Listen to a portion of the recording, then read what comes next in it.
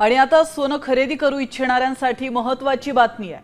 दिवाळी पाडव्यानिमित्त नागरिकांनी सोनं खरेदीला पसंती दिली आहे। सोन्याच्या किमती 1.25 लाखांच्या पुढे गेल्या असताना देखील नागरिक सोने खरेदी करण्याला प्राधान्य देताना पाहायला मिळत आहे। तर सोन्याच्या किमती भविष्यातही वाढणार असून गुंतवणूक म्हणून देखील याकडे पाहिलं जात आहे।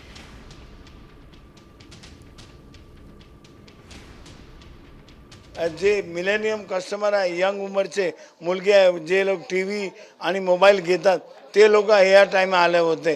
त्यांनी सांगितलं का तुम्ही टीव्ही नाही मोबाईल नाही घेतला, तरी नाही आम्हाला काहीच नको, आम्हाला गोल्डमध्ये इन्व्हेस्ट करायचं आहे। तसं आज भाव बी कमी झाले, अजून बी वाढणार। असं सोनं सांगायला येतं की 2-2 लाख परत जाणार, पण लोक त्यासाठी खास आले आहेत। आता isakal.com आहे देशातील नंबर 1 ची मराठी न्यूज वेबसाईट।